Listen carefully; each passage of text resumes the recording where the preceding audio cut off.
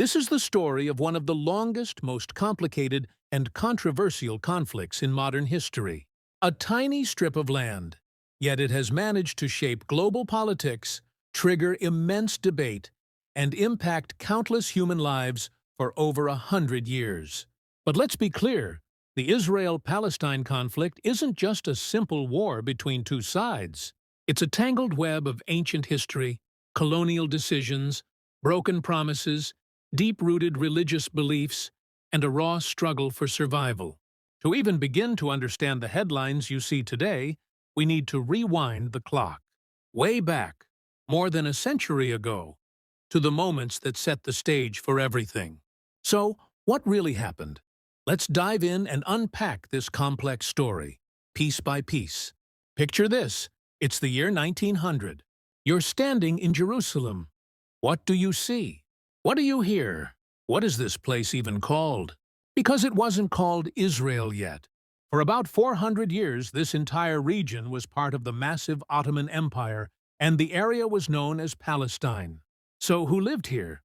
The vast majority were Arab Muslims, but there were also significant communities of Arab Christians and both Arab and European Jews all living together. For centuries, these groups coexisted, sharing cities and holy sites without the kind of national conflict we see today. Meanwhile, a world away in Europe, something else was brewing. This dire situation sparked a new idea, a political movement called Zionism, which would soon change the course of history for this ancient land forever. Let's dive in. Picture this. It's the late 1800s, and an idea called Zionism is gaining steam. The goal? To create a safe homeland for Jewish people. Many believed this homeland should be in Palestine, a place with deep historical and religious roots for them. Fast forward to World War I. The British Army rolls in, defeats the Ottoman Empire, and suddenly, they're in charge of Palestine. Then comes the bombshell. In 1917, Britain issues the Balfour Declaration. It's a promise to support a national home for the Jewish people in Palestine. But here's the twist. The very same sentence also promised to protect the rights of the existing non-Jewish communities. Imagine getting promised the same exact thing as someone else. Awkward, right? Well, that's exactly what Britain did. They promised the same piece of land, Palestine, to both the Arabs and the Jews. Talk about a recipe for disaster. Between 1920 and 1940, a huge wave of Jewish immigrants, many fleeing the horrors in Europe, arrived in Palestine. They bought land and built new communities. But the Arab Palestinians living there felt like their home and their future were being snatched away right from under their feet. The tension wasn't just simmering, it exploded. We're talking riots, protests, and full-blown violence. Britain, the one who started this whole mess, completely lost control. So what did they do? They threw their hands up and said, "Hey, United Nations, you deal with it." Imagine this. 1947. The United Nations steps in with a bold idea to solve the growing tension in British Palestine. They drop a plan that sounds simple on the surface. Let's create two brand new countries, one for Jewish people and one for Arab people. And what about the holy city of Jerusalem? It would become a special international zone, belonging to everyone and no one at the same time. The Jewish leaders looked at the map, nodded and said, "We'll take it." But the Arab leaders took one look and said, "Absolutely not." Now, here's the twist that changed everything. The Arab population was the majority at the time, yet the plan gave them the smaller piece of the pie.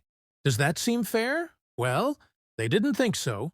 The rejection wasn't just on paper. It sparked immediate, widespread violence, setting the stage for decades of conflict.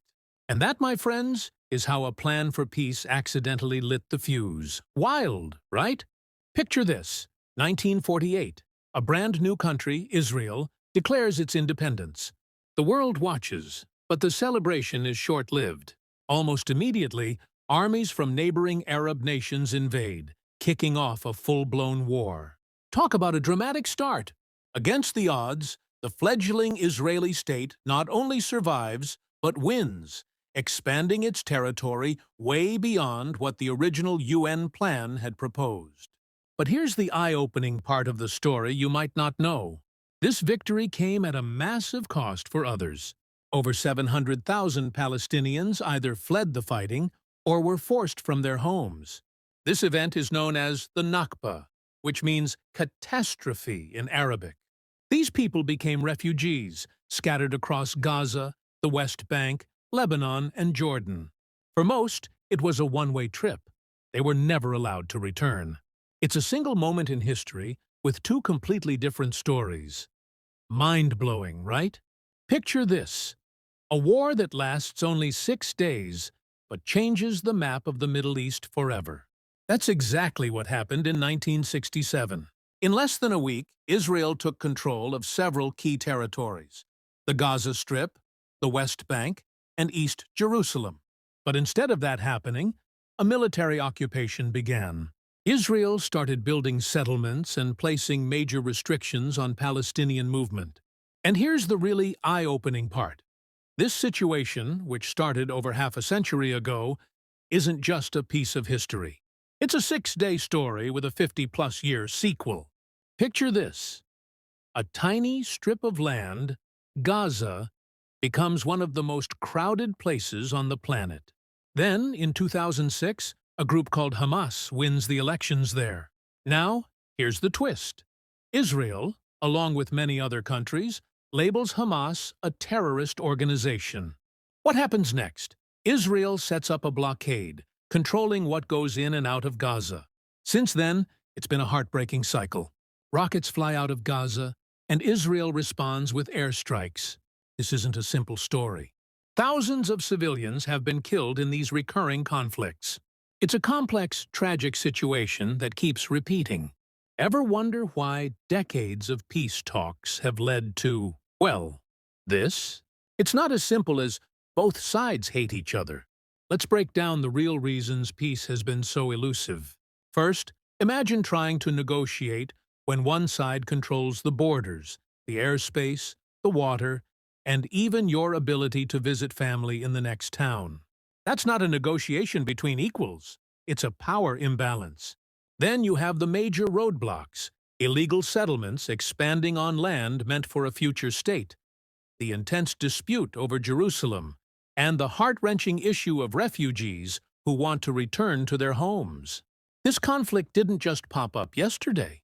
It's a complex story of colonial decisions, broken promises, and the denial of basic human rights. Hit that subscribe button for Verity Graph and join the fun.